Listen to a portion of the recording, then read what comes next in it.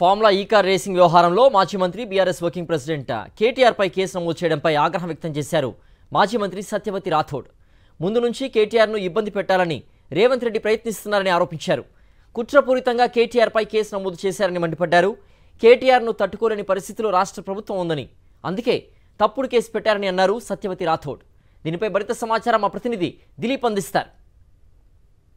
Working president మాజీ మంత్రి కేటీఆర్ పైన ఏసీబీ కేసు నమోదు చేసింది. మొత్తం 4 సెక్షన్లో కేసు నమోదు చేస్తుంది. సో మరి దీనిపైన ఇప్పటికే పార్టీ వర్గాలు కూడా కొంత ప్రశ్నిస్తున్న పరిస్థితి కనిపిస్తుంది. ప్రభుత్వాన్ని కొంత కక్షపూరితంగా వ్యవహరిస్తుంది ప్రభుత్వం అంటూ కూడా ఆరోపణలు చేస్తుంది. సో దీనిపైన మాట్లాడడానికి మనతో పాటు మాజీ మంత్రి ఎమ్మెల్సీ సత్యవతి రాథోడ్ ఉన్నారు.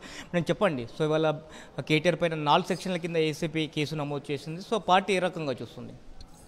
అంటే మొదటి నుంచి రేవంత్ రెడ్డి గారు ఈ రాష్ట్రానికి ముఖ్యమంత్రి అయినప్పటి నుంచి కేటీఆర్ గారిని, కేసీఆర్ గారిని, బీఆర్ఎస్ పార్టీ నాయకులను ఏదో ఒక విధంగా ఇబ్బంది పెట్టాలి అని చెప్పి ఆయన ప్రయత్నం.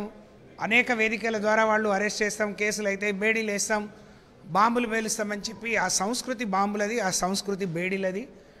మరి కాబట్టి అలాంటి నాయకుడి నుంచి ఇంతకంటే ఇంకేం ఆశించలేం. కేటీఆర్ గారి శాఖలో ఏదైనా అవినీతి జరిగిందా, లేకపోతే ఆ డబ్బు కేటీఆర్ గారు తీసుకున్నారా? ఏసీబీ ఎప్పుడు అవినీతి పరులను లేకపోతే అవినీతి చేసే వాళ్ళను కేసు పెడుతుంది. మీ ప్రభుత్వం అధికారంలో ఉన్నప్పుడు రేవంత్ రెడ్డిని అరెస్ట్ చేసింది కాబట్టి, సో ఇప్పుడు కూడా తాను ముఖ్యమంత్రిగా ఉన్న సమయంలో ఖచ్చితంగా రాజకీయ కక్ష సాధింపు భాగంలోనే ఈ కేసులు అంటారు. చాలా అది దేశమెరిగిన సత్యం. అది ఆ రోజు ఆయన ఏం చేసిండో ప్రజలందరూ గమనించారు. ఆయన రెడ్ హ్యాండెడ్గా పట్టుబడ్డాడు కాబట్టి జైలుకు పోయిండు. కానీ కేటీఆర్ గారు ఏం చేయని దానికి, ఇందాక నేను అన్నట్టు ఈ రాష్ట్ర ప్రతిష్టను, హైదరాబాద్ ప్రతిష్టను ప్రపంచవ్యాప్తం చేసినటువంటి కేటీఆర్ గారిని ఉద్దేశపూర్వకంగా ఆయనకు తెలుసు రేపు కేటీఆర్ గారు మాట్లాడే తీరు కానీ, పార్టీ నాయకులను నిలబెట్టే తీరు కానీ, ఇవాళ అంటే కేటీఆర్ గారినే తట్టుకోలేని పరిస్థితిలో రాష్ట్ర ప్రభుత్వం ఉంది. రేవంత్ రెడ్డి గారు ఉన్నారు. రేవంత్ రెడ్డి గారు ఏది మాట్లాడినా ఏది చేసినా కూడా కేసీఆర్ గారి కుటుంబాన్ని టార్గెట్ చేస్తూనే, ఎందుకంటే కేసీఆర్ గారి ఫ్యామిలీ వాళ్ళు మళ్ళీ బయట వస్తే ఏదైతే కాంగ్రెస్ పార్టీ ఫెయిల్యూర్ని క్షేత్రస్థాయి తీసుకోపోగలుగుతారు. ఇప్పటికే కాంగ్రెస్ పార్టీ పూర్తి స్థాయిగా ఫెయిల్యూర్ అయింది.